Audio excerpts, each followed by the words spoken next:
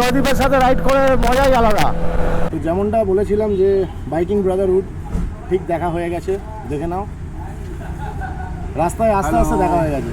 Actually সেই 6 মাস আগে দাদার সাথে কাওয়াসাকির শোরুমে সার্ভিসে যাওয়ার আগে আলাপ হয়েছিল, সেখান থেকে দাদা সার্ভিসে এসেছিলেন, সেখান থেকেই আলাপ। আর সত্যি আমাদের ছেলেদের বাইকিং ব্রাদারহুড এইরকমই, মানে হঠাৎ করে পরিচয়, হঠাৎ করে সম্পর্ক একদম এইরকম হয়ে যায়। একদম আজকে আমিও রাইডে বেরিয়েছি, দাদাও বেরিয়েছে, হঠাৎ করে রাস্তায় দেখা গেল, ব্যাস আড্ডা চলছে একদম।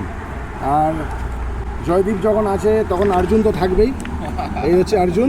তোমরা মোটামুটি সবাই চেনো অর্জুনকে, যত লোক জয়দীপকে চেনে মোটামুটি সবাই অর্জুনকে চেনে।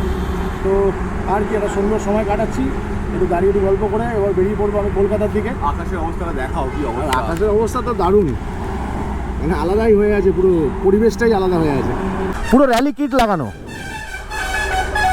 টোটাল র্যালি কিট লাগানো, পুরোটা চেঞ্জ। তুমি পা পাচ্ছ, তুমি পা পাচ্ছ না, এবার জাস্ট ভাবো আমাদের অবস্থা। তুমি পা পাচ্ছ না মানে এবার তুমি আমাদের অবস্থা ভেবে চালাচ্ছো, খুব সুন্দর লাগে। হ্যাঁ, অনেকটা হয়েছে না, পুরো উটের পিঠে বসার মতো অবস্থা। একদম একদম, চলো দেখা হবে এর মধ্যে একদিন। ওইদিকে গেলে আমি 8 তারিখে তো হচ্ছে না, আমি তারপরে যে কোনো দিন হবে আমি আসবো দেখা করতে তোমার সাথে, একদম। হ্যাঁ চলো টাটা।